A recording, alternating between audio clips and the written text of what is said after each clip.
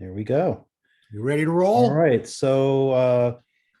Yes. So thank you everyone for joining who's coming on. This is Rob Jolles, our public speaking and business coach here in Montgomery County, Maryland, who has agreed to speak to us on the art of selling art. We are really grateful to Rob for joining us today. And without further ado, I will give the screen over to Rob Jolles. Good. Thank you. Welcome, everybody. And I'm really thrilled to be speaking to you. Get ready, because I'm going to be going probably a little faster than most of the speakers that you see. We've got a lot of work to go through, and I think you're going to like it, because I had a presentation and I was feeling pretty good about it. And it was kind of a standard presentation that I give to a lot of my clients, sales clients. And I tossed it. I was flying from on Monday. I took off and flew to San Diego, and Tuesday afternoon I flew back. So I had a little time in the air, and I kind of got inspired. So I tossed it and decided, no, we're going to do something a little bit differently. So I think you're going to enjoy it. The reason why you've got a handout, and if you don't, just put in the chat area, it'll be monitored. We'll put it in there for you, is because I want to document what I'm doing here, because I'm going to give you a lot of process moves. And I think they'll go by a little too fast if we don't document what's behind me. A little bit about me. Yes, I coach and things like that, but actually I'm a 40-year professional speaker, 2.7 million miles in the air. I will be 30 years on my own as a sales trainer. I write books, got 6 books, 5 bestsellers. Don't worry, it doesn't matter really. It just matters what I do tonight. But this is a topic that I'm passionate about. And so I'm not talking to Disney or Toyota or banks tonight. I'm talking to you. I'm talking to artists. And what began to inspire me was, first I thought, well, what do I really know about artists? I'm not an artist. I barely can draw stick figures. And then I remembered, oh yeah, I happen to be married to an artist, and I happen to have set up many, many shows in McLean, and probably many that you've been at. Ronnie Jolles is my wife. Some of you might know her. So I really started thinking, from all the shows that I've been to, how would I begin to attach what I do to those shows? So that's what kind of gave me a push to say, no, I can talk about art tonight, and not just sort of 30,000 feet up on selling. What I'll ask you to do is pin me. And if you've never pinned somebody before, look for my picture. You'll see 3 blue dots, and pull that down. You'll see the word pin. Once you do that, I'll be full screen. The reason I want to be full screen is A, you'll be able to focus, but B, you're going to be able to see the slides that are behind my head right over there. So that way, you may have seen virtual presentations where people will use PowerPoint on their screen.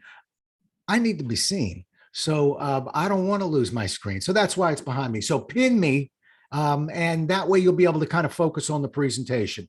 And that's it. Buckle up, and here we go, because I want to talk about the art of selling art. And specifically, what we're going to try and do is this. We're gonna take it and talk about the art behind your personal style, just how style relates to this. Because I know we may have an introvert or two in this audience, and I want to talk to you. Those of you who said, I can't stand that word. We need to talk about that. I'm going to talk to you about how you open up a conversation. So you're in your booth, or you're wherever, you're at your holiday show and people are milling around. How do you get that conversation started? What's the first 20, 30 seconds sound like? We're going to process that. I'm going to talk to you a little bit about the way people make decisions, because I want you to understand psychologically what's going on in the other people's brains. Then we're not done. We're going to let that go. We're going to talk about trust. How do you create trust? And that's a very difficult piece to process, but we're going to give you some best practices there. Then maybe one of my favorite pieces is we're going to try and create urgency. I'm going to give you some thoughts on that. Meaning, if looking at your work would be nice to have, I'm going to be very hung up on price, and I'm probably going to talk myself out of it before I leave that booth.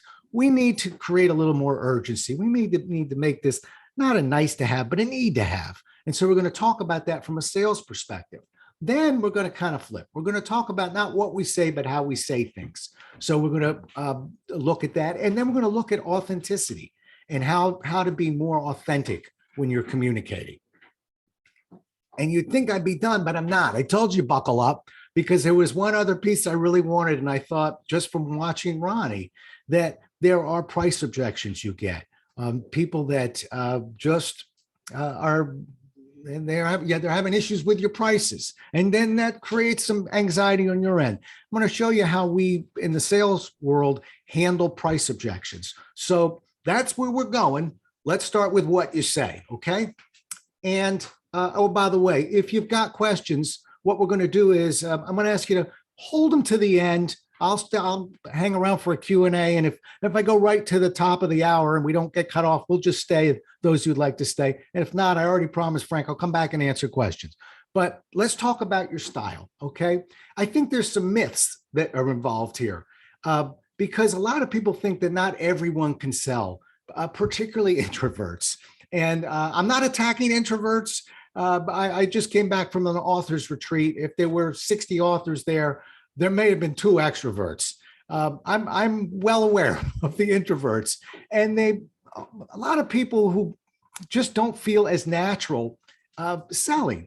Well, I'm here to tell you that, in my opinion, absolutely anyone can sell and the if is you just commit to who you are. So I know you've got this stereotype that you've seen, this classic kind of car salesperson, a little bit pushy. That's a classic stereotype, but that's not all salespeople. And just so you know, I work with lots of Fortune 500 companies. So I see the best salespeople for GE. I see the best salespeople for a lot of these different companies, Toyota, Disney, Bank of America, you name it. I'm telling you that you'd be very surprised that they're what they look like. So, and I'm going to give you an example. I have a person that when I was selling, I sold for New York Life for about 2 years, 2 months. But I was good at it. I was actually number 11 out of 7,800 agents. And I got to meet the number 1 person, a person named Ben Feldman, someone I consider to be the greatest salesperson who ever lived. Now, I doubt any of you have ever heard of him. Sold from the sprawling metropolis of East Liverpool, Ohio. But I call him the best salesperson because of 250,000 salespeople, 250,000, he was number 1. Number 2 sold $50 million of insurance that year. Number 3 sold 49 million, 48 million. Ben Feldman sold 153 million that year. Now think about that in a pool of 250,000 people. How could that be? Well, we certainly know what he looks like. And I got to have lunch with him. And I had this kind of mental image of kind of a Alec Baldwin, sort of Rob Jolles kind of looking guy. And I was very shocked at what I saw. So he was maybe 5'3". I don't tower over most people. He was kind of a large guy. We'll leave it at that. He had hair like Larry on the Three Stooges. He spoke with a distinct pronounced lisp like this, and he outsold the world. And what I learned as a 21-year-old kid was, oh my goodness, their style and technique, and there's technique, they're completely different. What you're getting hung up a lot of time is somebody else's style. You don't have to copy anybody else's style. Ben Feldman wasn't particularly loud. He wasn't particularly funny. He didn't possess one attribute that you'd associate with a great salesperson, I don't think. And yet I thought he was the best salesman ever. And as a matter of fact, in 2 of my books, I wrote about him and I called him the best salesman ever. And just so you know, I'm going to show you what Ben Feldman looked like, because when he passed away, he was put on Selling Magazine, and they called him the best salesman ever. 1.6 billion sold in his lifetime. Quiet, unassuming, introverted. So I don't want to be hung up on, well, I don't look like that. You don't have to look like anybody. Nobody does a better imitation of you than you do.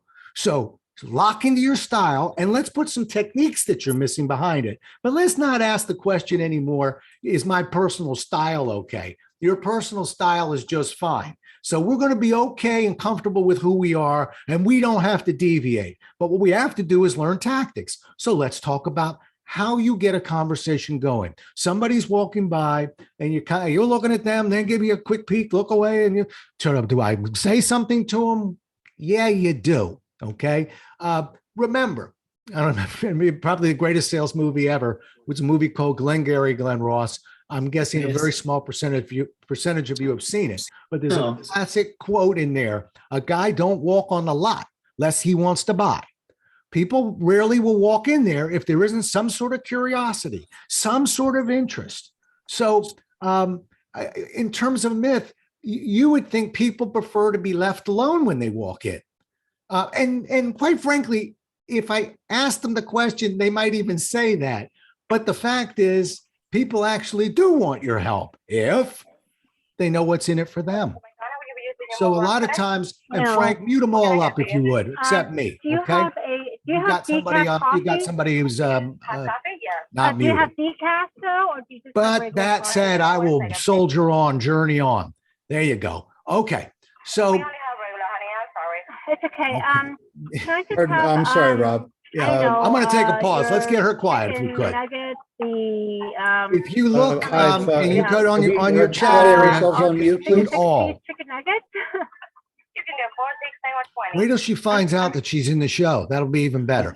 Okay. So I'm going to keep rolling. Now, when I say people actually want your help, if you have to understand that I'm fairly opinionated on this, and it's going to sound bad, but just let me get the thought out. Most people are motivated by greed. Now, we think that's a bad thing, but quite frankly, I don't. I was hoping you'd show up tonight thinking, no, this better be good. I got other things to do. Why do we have to watch this guy? Why? Who booked this guy? Good. I was hoping you'd feel that way, because if I can connect to that and show you some value, you're going to be the best audience I've ever had. Why would I want somebody in my audience, in my booth, who doesn't care? Most people actually want to know what's in it for them to have a conversation with you. They don't know why you're at. No, I'm fine, I'm just looking. Thank you. I got that. Seen a billion of those. Okay. But why don't we just barrel through that objection? If somebody actually stopped you and said, when you said, can I help you? And you said, and they said, maybe I'm in a bad mood. I don't know what it is, but can I ask you a question? What would be in it for me to have a conversation with you right now? How would you answer that question? I think you'd know how to answer it. Well, quite frankly, I might be able to talk to you and show you some things that you might not know about this particular art form, show you some pieces that are often that some of my collectors really pay attention to. You'll see I've got an example in the participant guide that I just sort of created, but answer the question, what would be in it for me to have a conversation? And we all know the answer can't be nothing. The answer can be, maybe we can work a little, I can help you and show you some things that about this art form that most people really don't get when they walk through this particular booth. Remember, I walked in because I was curious. I walked in because I wanted to know more about your art, but I don't know how to form those words. Help me. So when I say an opening, the only two pieces I'm thinking that you should pay attention to is, one, I'd love to know who you are, but two, I would love to know, not in a rude manner, what would be in it for me to have a conversation. And this won't mean that 100% of the people go, well, there you put it that way, I'm ready to talk. But I'm telling you, if when you say, may I help you? And 1 out of 10 people say, yes, why don't we make it 4 out of 10? Why don't we just keep increasing our odds? That's called a rationale, sometimes nicknamed a whiffum. And that will power up your opening just a little bit. If you spend 5 minutes, 10 minutes answering that question, and then wordsmithing it, and then learning it like it doesn't sound like you learned it. That'll be the best use of your time ever, because you're going to be using that phrase. I actually usually have 3 or 4, so I just kind of interchange sentences, and they don't sound the same unless you hear me 4 or 5 times. But work on a rationale, tighten up the opening. Let's put that piece aside, okay? Let's keep rolling. Decision making. I think one of the myths is it's hard to track the way people think, but in fact, I'm a former Xerox guy. That's before I was a professional speaker for Xerox and sales trainer before I went out on my own. we put a lot of money behind this. I put money in my company behind this. I love studying how people make decisions. Just so you know, needs don't come from heaven. Okay. They're typically shaped by issues, by things that people are trying to address. And so, and in fact, we can track the way people think, and it's a lot more repeatable and predictable than you think. Nobody walked in there because they have zero interest, unless they made a wrong turn or they think there may be a restroom in the back of your booth. And I know I'm clinging on to booths, but wherever your art is, whatever conversation you're having, they're not having a conversation if they have zero interest. So really what I track are the major decision points. In my books, I'll write about stages and things like that. But for not tonight, I just want you to know conceptually, most people are battling kind of three decisions. The first one is, do I want to address this or not? I mean, if I got a wall that needs a little color, maybe I've got something is appealing to me about what I'm seeing from you. Okay. Which means I have an open area. I have a need. I have something and I'm curious. But the first thing I have to battle is, am I actually committed to getting something, or am I thinking about it? So, and we're going to help with that decision in a minute. Once they figure that out, then you just have to get out of your own way, because that now you've probably seen people show up. They know that they want to address this. Now they just have to figure out what am I going to fix this with. Once they do that, they then kind of travel to, okay, who am I going to get it from? So it's just like a car or something like that. You can whine about your car all you want, but once you drop a transmission or something, you move to the second stage. I'm getting a new car. I don't know who, where, what, but I'm getting one. And then you tighten it down. Where am I going to get it from? So I want you to pay attention to that, because usually people are kind of struggling on that first decision point. We could even put in some trial closes like, I'll leave the trial closes out for now, but focus on those three decision points. Just keep an eye out there and know that most people are sort of struggling on this line of fix, don't fix. Do I want to really do this or not? Here's how we're going to help them. First, we got to create trust in the conversation. Okay. And there's a myth behind that one as well. You can't create a process for trust. I'm the guy who wrote that myth, by the way, because I've tried and tried. And then I realized, you know what? I was right. You can't, but you can do what I call percentage plays. We can do some things. They're not necessarily linear, but that will help create trust. The irony is I already know what you dislike about salespeople the most. I already know it. I was reading my tea leaves this morning. You don't like salespeople that just won't shut up. You don't like salespeople that just don't ask questions. They don't listen. They just blah, blah, blah, blah, blah, blah, blah, blah. Got it. Guess what we typically do, people who are untrained, and I've been to many a booth, not just my wife's.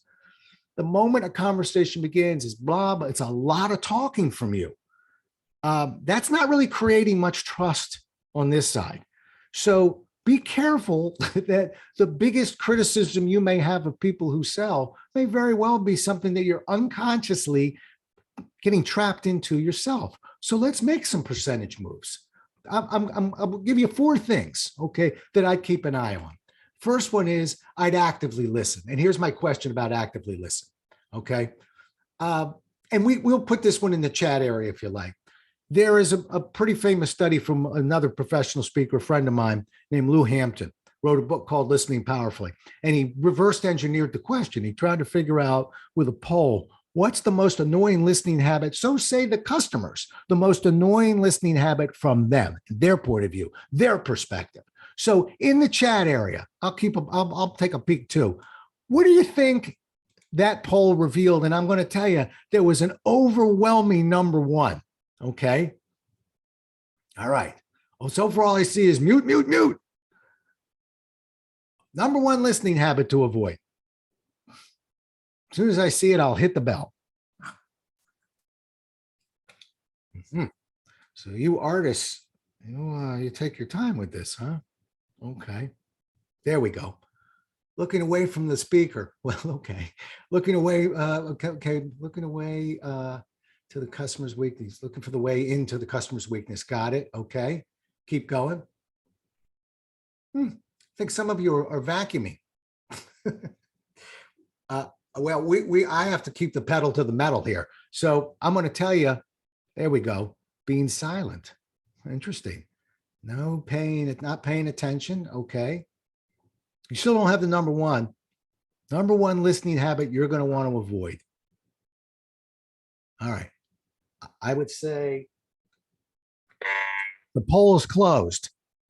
I'm going to tell you overwhelmingly interrupting me when I'm talking. Overwhelmingly interrupting me when I'm talking. So not only are you going to ask, you're going to get in there and listen, but you have to just slow yourself down a little bit. I know it's nice to have somebody to talk to about your art.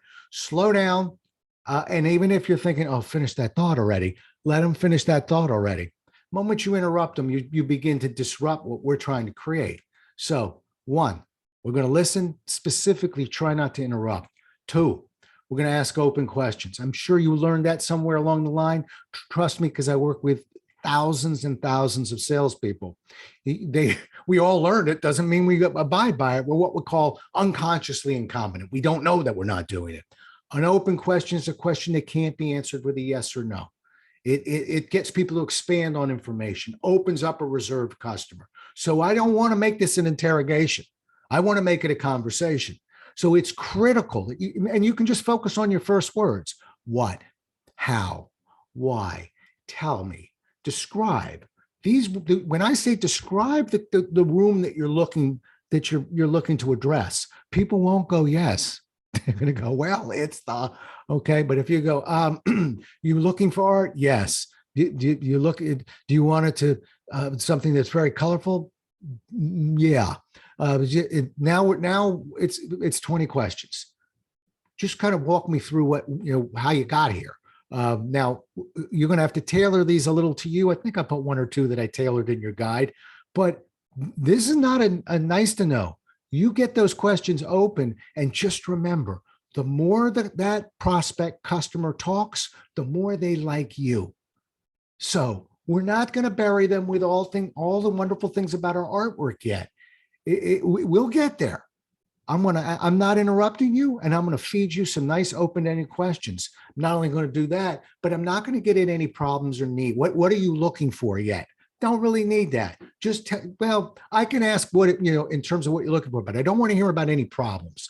And there's a difference. When I say that, I mean, I could be asking you about your home and say, tell me about your house. That's easy. We can talk about our house. At the moment I say, what don't you like about your house? People don't go, well, it's kind of small. It changes the tone. And that's when some people, if you haven't earned the right, begin to pull back a little bit. They don't want to answer it because they think they might have to buy something. So I just really want to hear about the type of art that you like and the type of art perhaps you have in your home right now. This is very valuable to you when it's your turn to talk. Okay. So we're not showing work on yet, not yet. And we've already told them what's in it for them to just answer, to let us learn a little bit more about what they're doing. So we're not jumping them. They know exactly what's going on. And the fourth one is I want to aim my question a little bit. So sometimes what you have to think is, and it happens in every industry.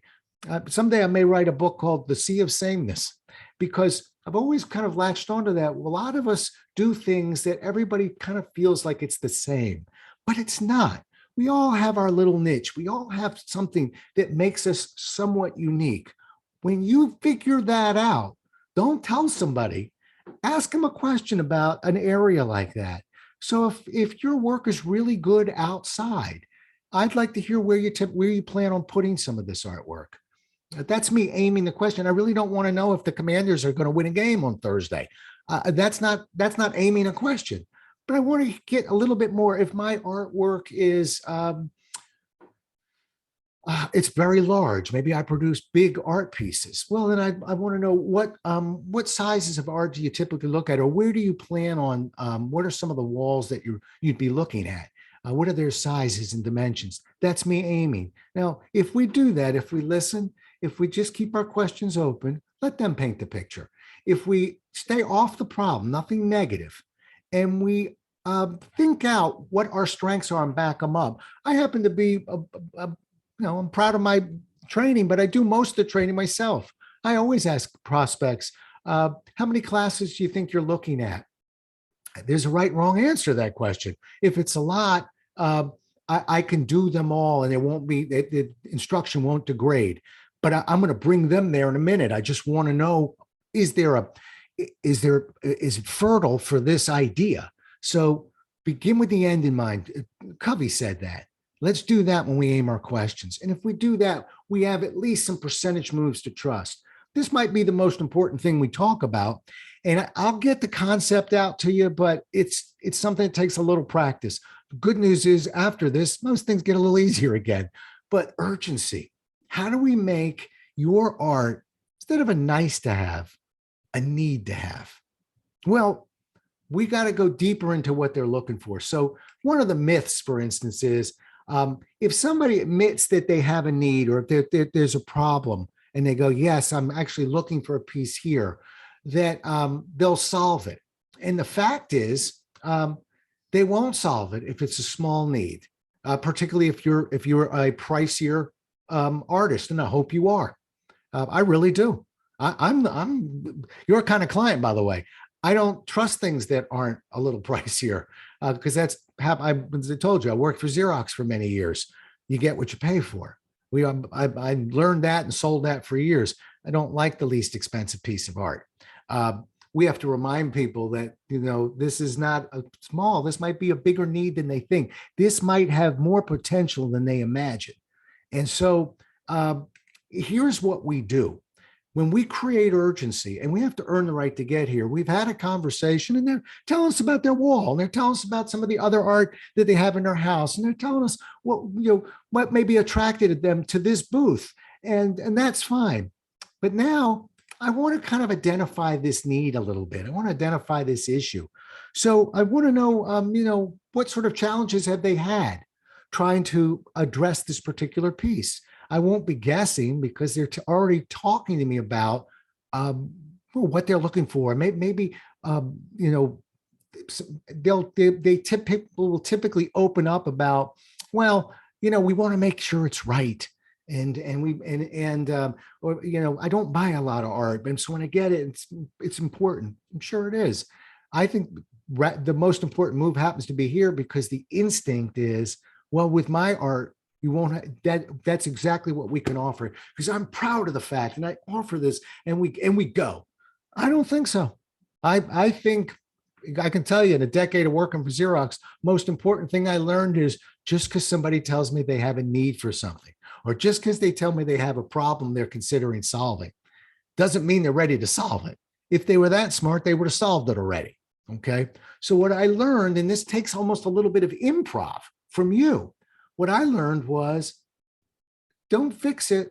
Let them talk about it more. You do this with your best friends. You do this with people you care about.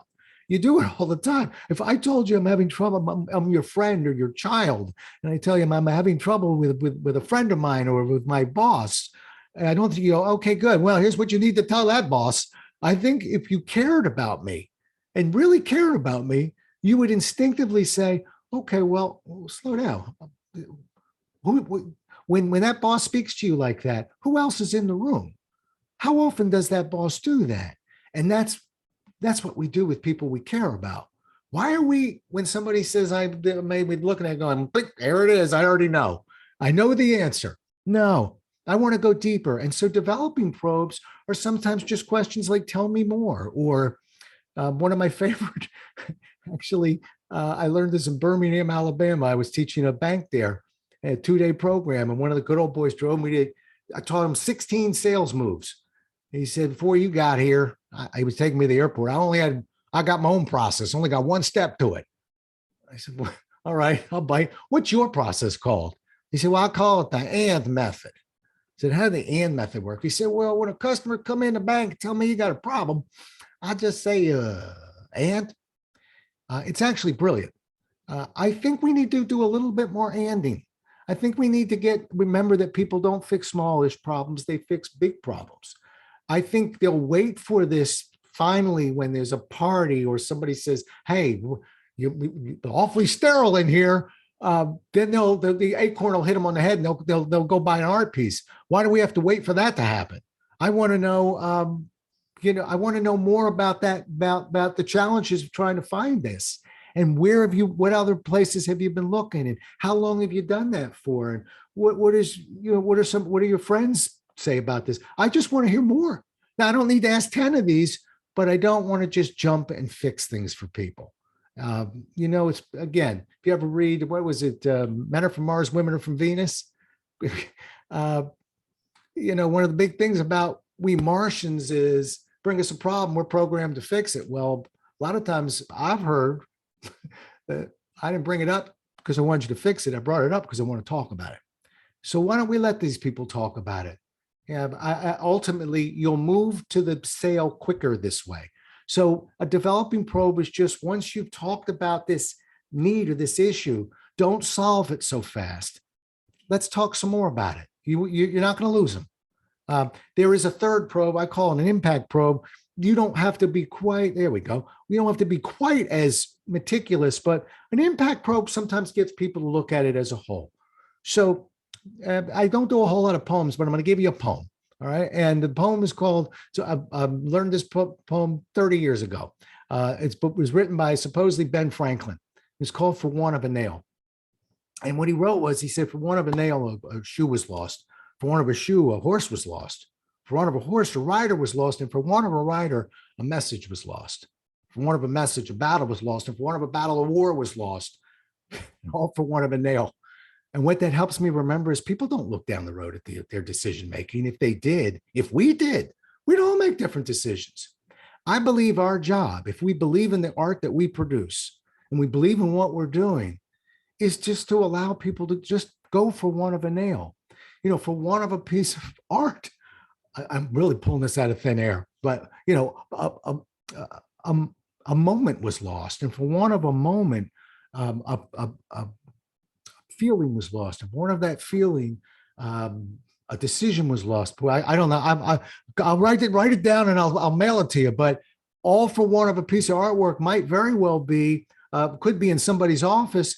It might very well bring them a deal. Somebody go, I love that piece. So a connection was lost for one of that connection. So sometimes I want to know where it's going to be and who else will be seeing it. And then, so the impact probe for me is, what do you think the overall impact would be of having this here, given what you've just told me? Now, you might be overdoing it there, but that's me basically saying, now, what do you think the overall impact, if this nail is, on your ability to win this war? And now people see it. So if I go, what kind of difficulties you have with the nail? Well, it bends. Good. What impacts that having on the war? No one will know. But if I methodically ask a few more questions, well, who goes by? What kind of thing? I'm trying to get in a little bit deeper into this problem. Okay. That one, as I said, that's a tough one, but hopefully conceptually, you see, if you walk away from this slide, just remembering when somebody tells me about this need they have, or this problem they're trying to address, I'm tomorrow, next week, I'm asking 2 more questions before I show them the perfect piece of artwork that will address it. I want to go deeper, bigger the need. Okay. What you might not know is you're actually addressing price right here. I'm going to take price at the end, but you want to diffuse price? If it's a nice to have, I go to Kmart when there used to be one. If it's a need to have, I don't go to Kmart. It's all one here. It's not one through, let me be super excited about my artwork. And that'll get you to stop going, stop looking for something inexpensive online. Okay. Let's keep rolling. Let's talk about how you say it. Coming down, we got about 25 minutes left together. Okay. So we've got some words out, right? First of all, we're no longer questioning our style. Every single person on this call, if you stay true to your style, is good to go. We're not going to be questioning our openings. We're going to kind of address what would be in it for them to have a conversation. We might wordsmith that and get that ready. We're going to try and stop talking so much and ask questions and listen, and begin with the end in mind and keep those questions open. And then when somebody tells us an issue they're trying to address, we're going to go 2 or 3 questions deeper before we make our move to show them what we've got. But, I've been volunteered for 10 years at Career Network Ministry in McLean, Virginia, helping people in career transition. Still do it, but I do it with my own group now. And everybody was working on resumes and elevator pitches and star stories. And yet some people who struggle, you can write it all down. They can't get at their authentic voice. It doesn't sound the same. And so I actually wrote a book about that and called Why People Don't Believe You. And it was supposed to be called It's Not the Words, It's the Tune, but publishers will change your titles around. And that's okay. But point being, I developed sort of a passion for a guy who's been 40 years telling people how to sell and how to present and things like that. And I've never really paid attention to not what we say, but how we say it. Well, I do now. So I want to talk about that a little bit, just how we say things. And particularly for those who say, well, I don't have a lot of bounce in my voice, or no, that's not as natural for me. Again, we're not questioning our style anymore. Your style's good, but we can do a few things that make sense. Okay, so a myth. You just have to get people excited about your artwork, you just have to know all about it. You have to be able to articulate your process. And I happen to say, I'm calling it a myth because I don't think it's what you say, but how you say it. And, I was raised by a Marine. I learned that one a few times. I was told to do something. I said, I'll go do it. And I still got, quick SWAT and turned around. And so I thought I'd do it. Not what you said, it's how you said it. People are watching very carefully. Marshall McLuhan, there's some great studies out there of the emotional impact of our message. Sometimes what people feel in their gut, 7% is coming from the words, 38% nonverbal cues, 55% facial expressions. There's a lot going on in terms of whether I actually believe you by me watching you. So that's what I want to kind of address in these last few minutes together. There we go. So what does your tune say about you? Have you ever thought about that? When you speak, does it say you sincerely care? When you speak to somebody, are you believable? But don't worry, because my 10 years at this, working with these people, and right now is I don't work with the ones where it comes easy. My assignments were the ones that were 3, 4, 5 years unemployed.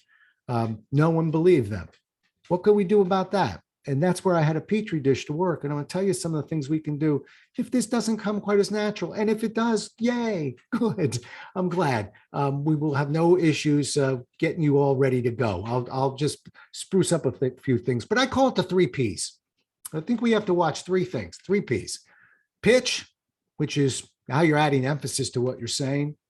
Pace, which you can hold attention. And pausing, probably the most underrated move in communication is pausing. We seem to be going real fast. And when our adrenaline's going, we go even faster. Okay, so let's break them down real fast. Pitch. I'm talking about your pitch. I'm talking about how your inflection moves around. When you go up and when you come down, where you move it around. It was a great, it was a story, let's see if I can remember it, from Mark Twain, who supposedly had this horrible habit of cursing all the time.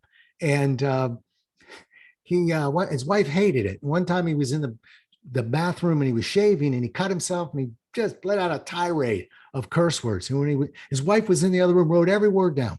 And when he came out, she looked at him and she read every word right back to him. And as the story goes, he looked at her and he said, well, that's good. You got the words, you just don't know the tune. We got to learn the tune. Okay. So pitch really relates to your tune.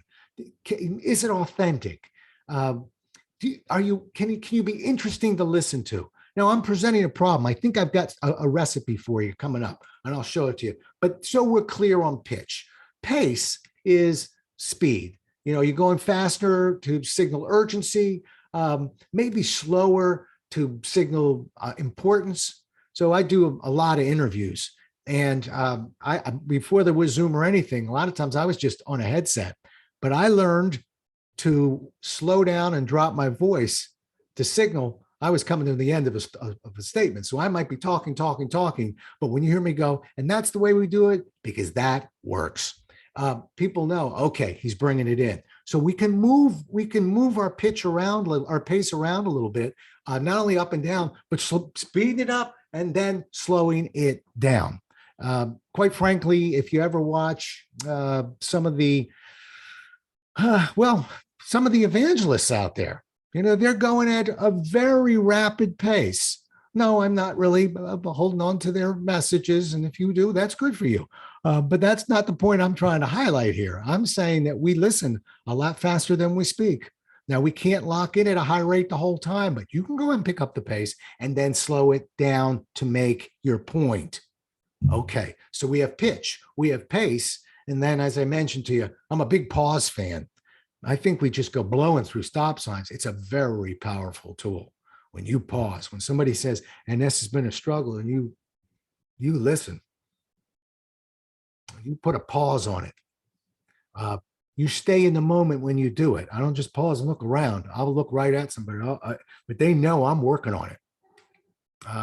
It demonstrates listening when you do that. See, this has been an issue. Well, what we've got, no, that's not pausing. That's why it's been a struggle. I can understand why. Put a pause in there. Connect deeper when you pause. Remember, we've slid into authenticity right now. We're trying to process something that people say can't be processed, and that's becoming more authentic. I want to double back and go, don't forget style, because that's going to make you a lot more authentic than you thought. But you paying attention to that pitch, pace, and pause really helps. Okay. But I'm going to give you the secret formula to authenticity for me.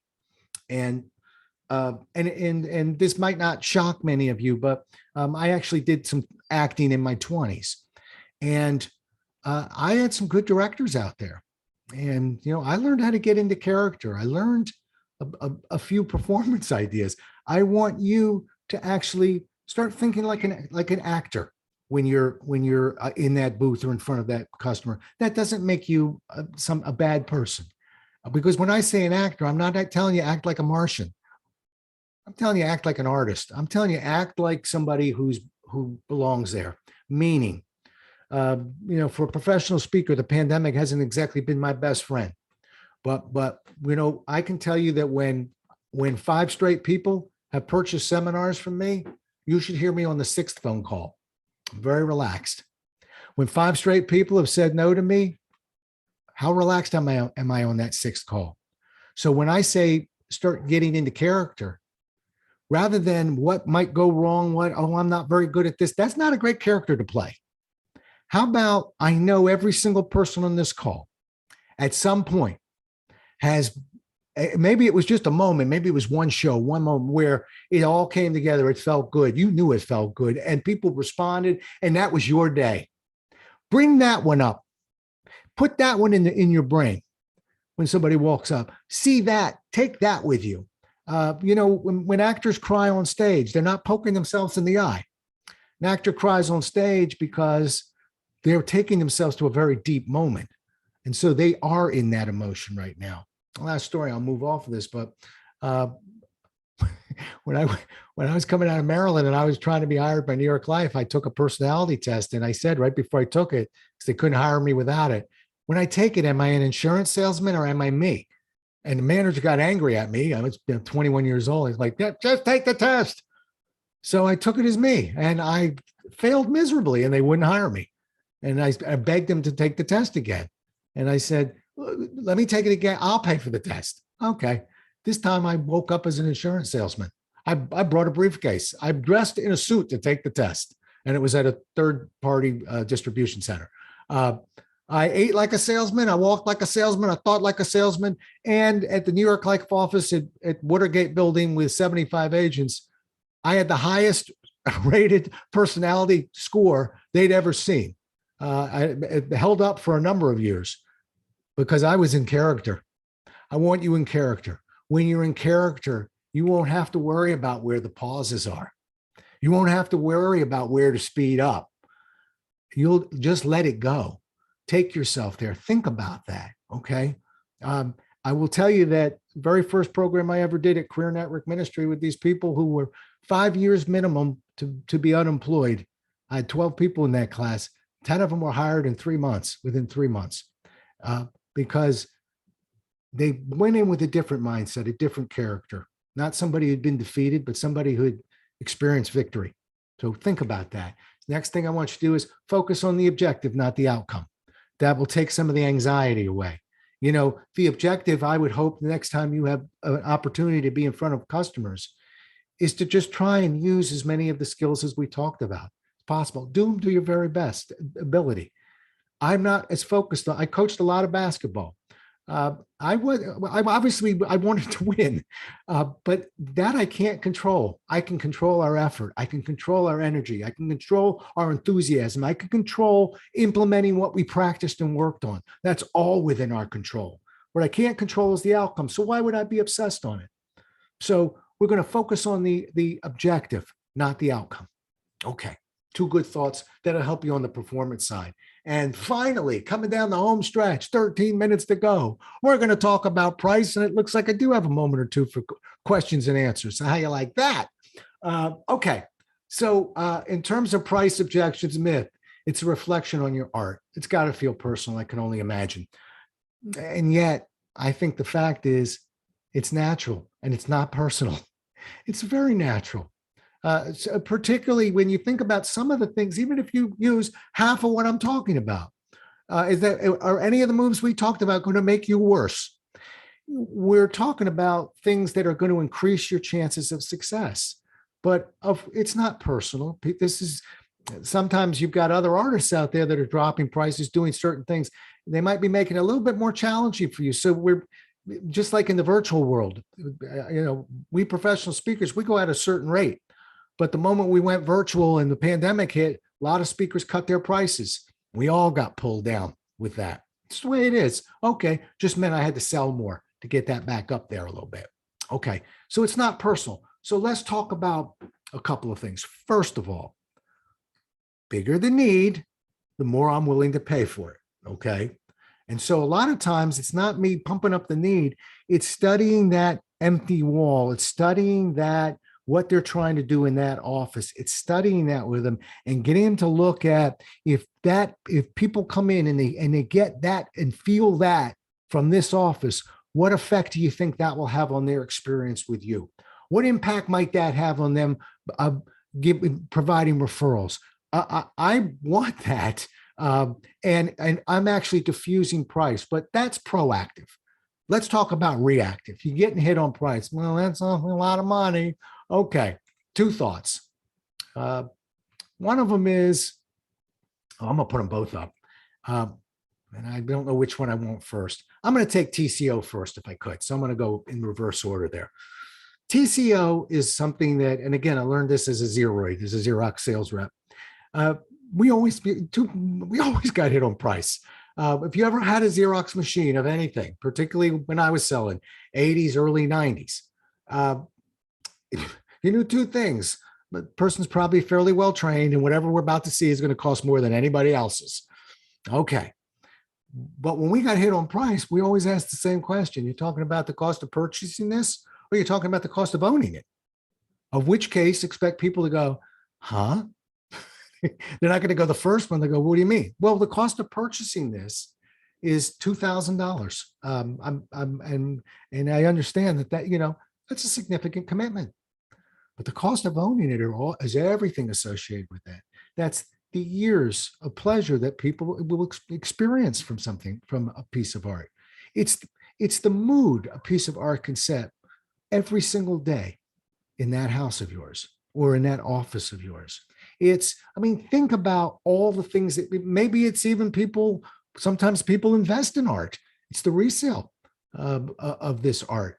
When you add everything that's associated with this, I think this will be the least expensive piece of art. And what you're really trying to do, again, is remind them you're going to get what you pay for. We've all gone to garage sales. I'm a live auctioneer. I call it a garage sale, but there's always a silent auction before the live auction. I mutter under my breath, oh, look, it's a garage sale. But there's artwork there, but it's a garage sale. It's not going to go up. It's going to be in their basement soon, and it's going to wind up in another silent auction. So how much did that cost really?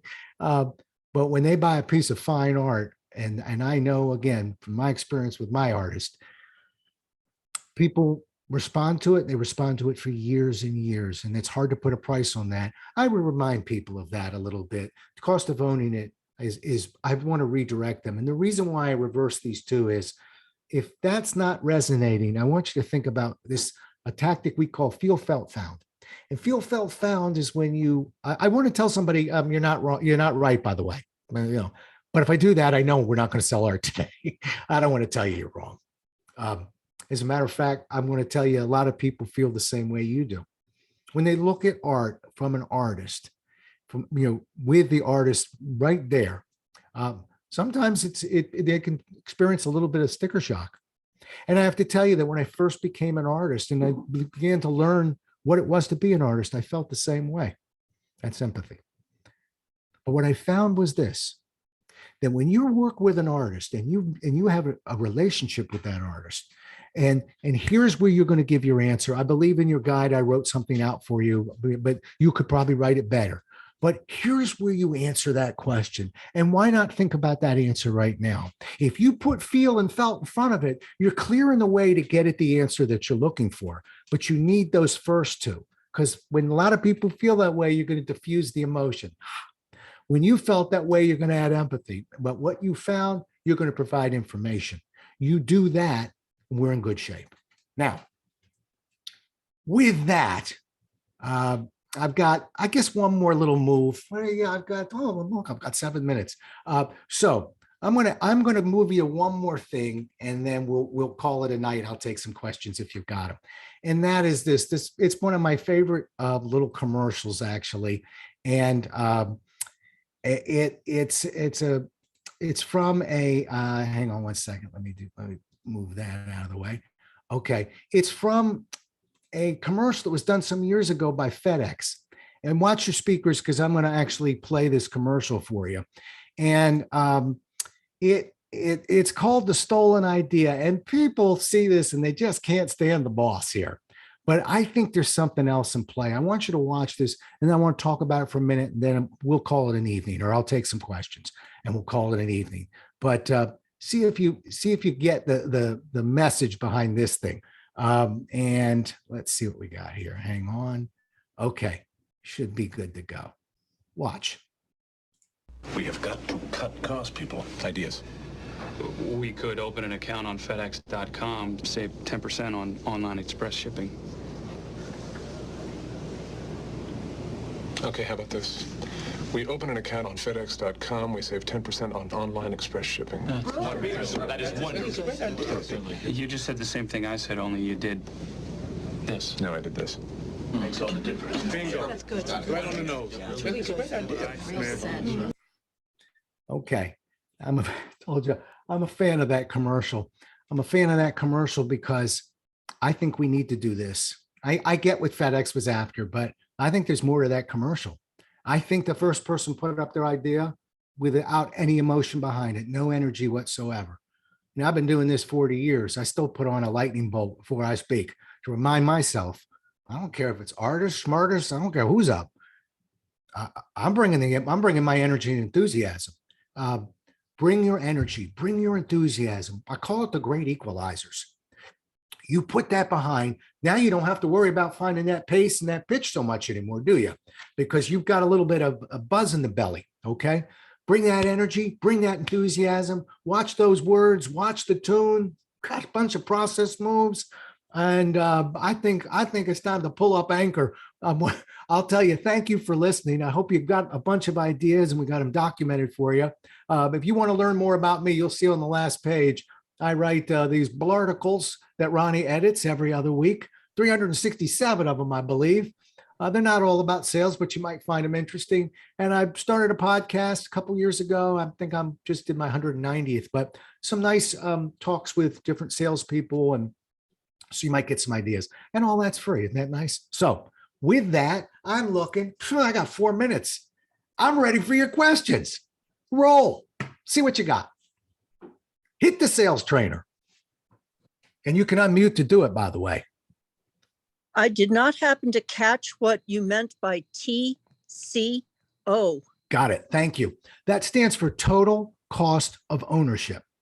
So what it's reminding people is that, in a sense, you could, I don't go through all this, but you can get the least expensive person to finish your basement for you. But in the end, the least expensive person will probably be the premium price one. when you add everything that's associated, resale of the house, et cetera. So I'm trying to move that into into the bigger picture on purchasing art. Because a lot of times people are looking at a sticker, looking at a piece and going, well, that's about twice what I thought I was going to pay. Yeah, well, let's look at everything associated. And again, it helps being married to an artist because I hear people that come up to her and talk about it. But total cost of ownership. Rob, when I saw creating a sense of urgency in the handout, thank you for that handout, by the way, that made it, I could pay attention to you and not have to take lots of notes. So Excellent. the first thing that came to my mind is, what would I say if somebody was looking at one of my pieces and then kind of ready to walk away? And if I were to remind them that, hey, I've got several other shows lined up, this piece is going to be moving out, other people are going to see it. Is that more likely to put them on the defensive, or is that enhance that sense of urgency? That's a tricky one. It's going to enhance, it's both. And it makes me a little bit anxious, and I can hear it makes you a little bit anxious. Yeah.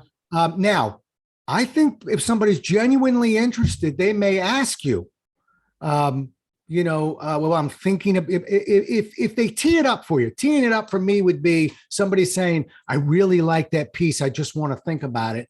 If they give me that, then I'll give them I respond the way you do. I don't want them just sort of grabbing their chin, leaving, and me throwing that out there. I don't want it to be desperate. I think that's an honest reaction. And I'll bet, and this is going to get a laugh from all of you, but again, because I know that your world, how many people do you have that will tell you they saw the one piece you sold? That was the piece they wanted. Okay. And, magically. So I see that end of it. Maybe it's true. Who knows? So I don't know if I wouldn't necessarily make that move coming out. There's a proverb I've always loved, and I hope it doesn't sound too aggressive, but when its time has arrived, the prey comes to the hunter.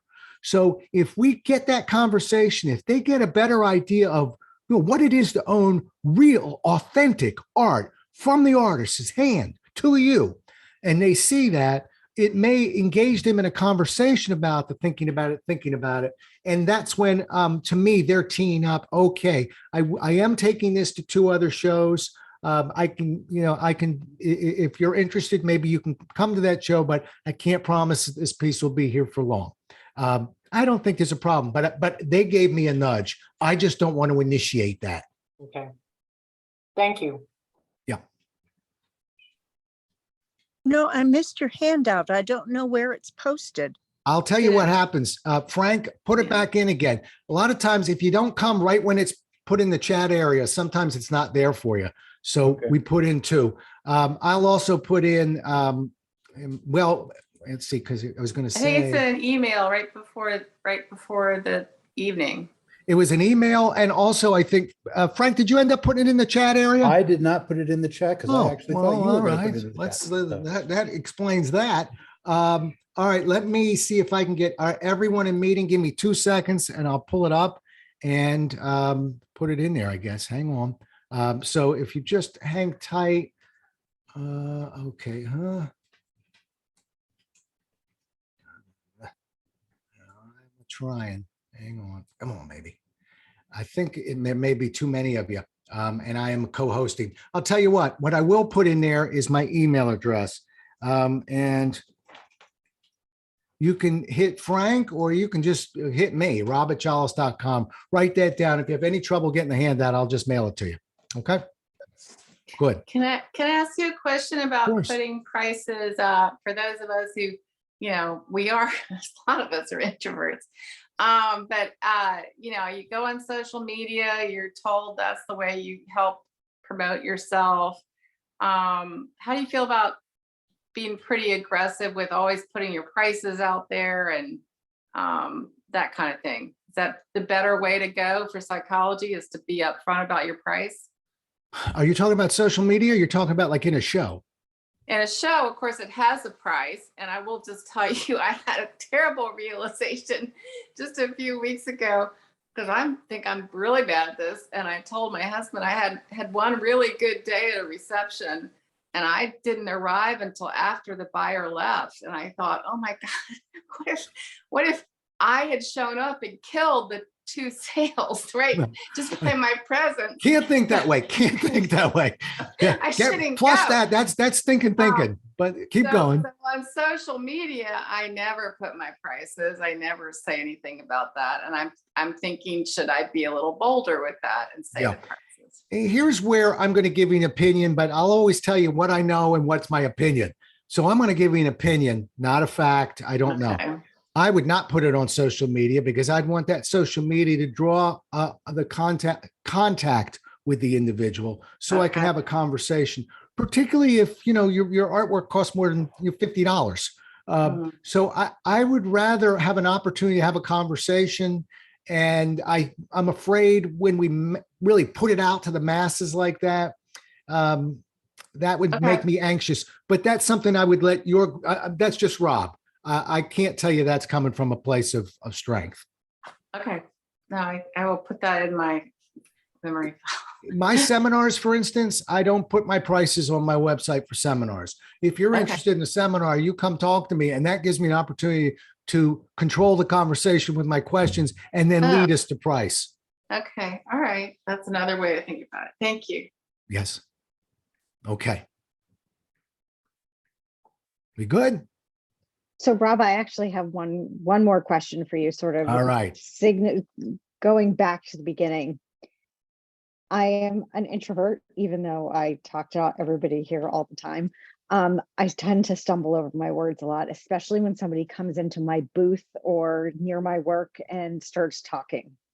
What is the best way to sort of calm your mind down so you don't start stumbling or uttering just nonsense and trying to really engage them in a conversation besides, hi, how's your day? Or how you doing? We got a little bit more. Okay. We're going to write out that couple of openings. That's going to help. But, you know, I sometimes look like my kids are actors and stuff, and, you know, they dealt with anxiety and then they didn't. So I deal with this a lot with people, and I really start talking about track record. You know, I think that our mind wants to freak us out a little bit, but when we really look at it, and we have a conversation with somebody, I know that mine's going, oh, you're going to overwhelm. Oh, you're going to stumble over your words. Oh, you're going to stutter. But I bet you anything, if I walked into your booth, you wouldn't stumble all over your words. You wouldn't be all flustered. That's just this, I call it the bully in the brain. It's like, that happens. So if you really think, wait a minute, it's not my first show. And what usually happens, particularly with respectful people? Oh yeah, I calm down. I get my adrenaline out of the way. I get it going. And, you know, I'll tell you one other thing. I'm going to quote the great Carol Burnett tonight. How's that for a good finishing quote? The reason why I'm saying take yourself to that moment where you is because Carol Burnett wrote one time, actually I heard her in an interview, and she said how she does some things like that, but she says, the body doesn't know when the mind is acting. So when you're able to act calmer, when you're able to take yourself to that moment, when you stop bullying yourself, all of you, and you realize, you know, I am able to have conversations. I mean, obviously this is a more pressured situation. When you get that bully to settle down a little bit, and remember that really I'm dealing with almost freakish occurrences that I'm obsessing on. The body will act, the adrenaline will come down, the body will follow. It doesn't know you're acting. So you can act. And I'm a firm believer that, and like I said, I've seen it play out with people that were really, really struggling, and not with art, but with themselves, with their own self-worth, and you know, go unemployed 4 or 5 years and be told no. What do you think the bully's doing then? So yeah, I think if you just stick with the track record, no, they actually are pulling for you because they're coming in and have a question for a reason, or they want to engage for a reason. And then just say, I'm going to act happy. I'm going to act confident. My artwork is good. I am able to have conversations with friends. That's a friend over there. I'm going to treat them like a friend. And let's just get into character and give it a try. I like it. That's good use for just everybody in everyday life, and my middle schoolers. Yeah. Yep. Okay, folks. Thank you so much, Rob. This was amazing. I wish you could come to every one of our art shows with Thank us you. and talk for us. Well, maybe I'll wander in somewhere. Frank, let me know what's happening. We'll figure all that out. But it's been a pleasure. And like I said, the fact that, I got an artist in the house here really makes this a very special presentation. So thank you so much. I really enjoyed it. Thank you. Very Thank much. you. Thank you Thank very you. much, Rob. What's the name of your podcast? What's that? What's the name of your podcast? Oh, it's called Pocket Size Pep Talks. Thank you. And if you want to say thank you, rate it, share it. Welcome to social media. That would be the kindest thing that you could do. So, and there's, like I said, you'll hear some really good ones about selling and presenting, and some people that write about calming ourselves down, best-selling authors. So there's a nice library there. But yeah, pocket-sized pep talks, and just look up Jolles. All right. Thank you. And thanks for that Thank question. you. Thank you very much, Thank Rob. you. Really appreciate it. And thank you, everybody, for joining us tonight. Thank you. Thank you, See you Frank, next for month. setting this up.